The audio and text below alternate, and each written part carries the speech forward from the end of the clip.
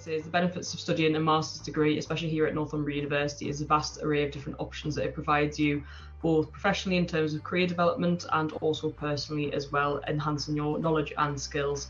Typically, we do find that students will study a master's specifically for their career prospects. Potentially, you need to do a master's to actually help you progress as part of your career, whether it is enhanced knowledge and skills, or whether it's a teaching master's, for example, to actually help you go into a set profession. So we typically find that's the motivation as to why students actually study a master's at university.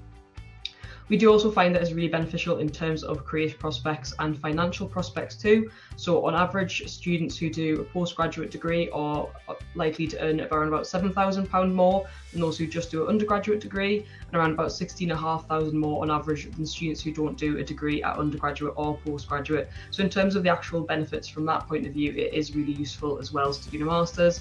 Alongside that, there's generic benefits of obviously staying on as a student, being able to do a little bit more networking, potentially moving to a new city and experiencing a new location as well in that aspect of the student life. So lots of different reasons that students choose to study a master's, both across the board and also here at Northumbria, which it does range slightly per course and of course per university, but here at Northumbria the vast majority of our courses you can apply to directly on the website. So if you're used to the undergraduate system, you may apply to UCAS for university.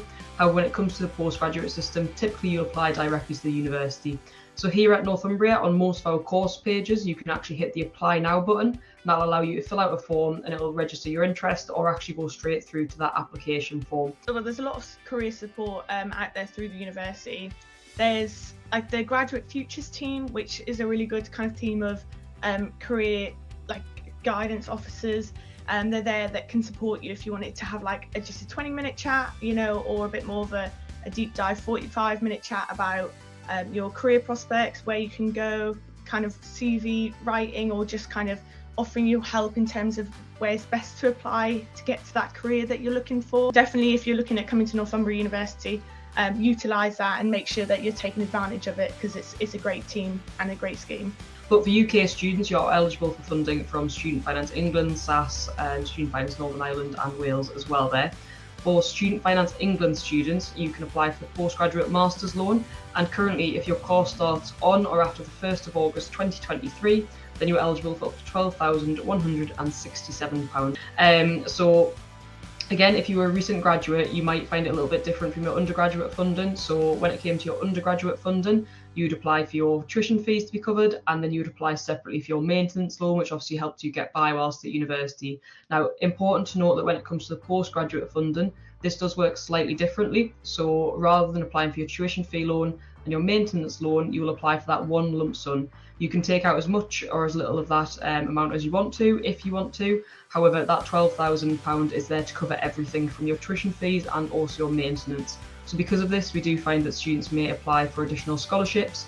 They might pick up a part-time job as well alongside that. Once again, some people do kind of jump onto a master's very last minute, especially if you have just graduated and you're not too sure what your next steps are. Then some people might do a master's alongside that and are thinking, oh, I've not got the money to actually fund this.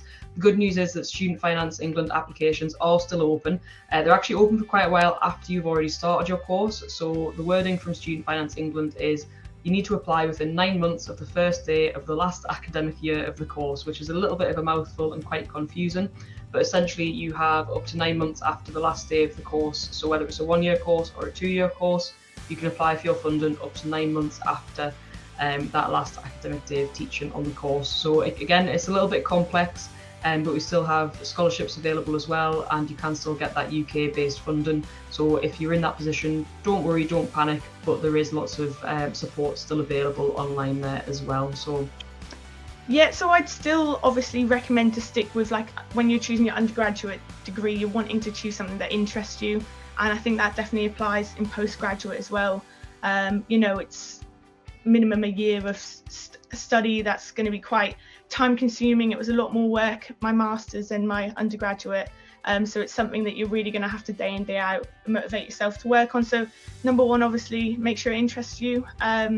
I think the good thing about postgraduate degrees though is that you've had that experience in undergrad, you've got that kind of foundation knowledge, but it's about maybe tailoring it or maybe suiting it a little bit more to what your future career could be. So does it align with that? Is it something that you're going to gain skills from that then you can apply to that career or industry?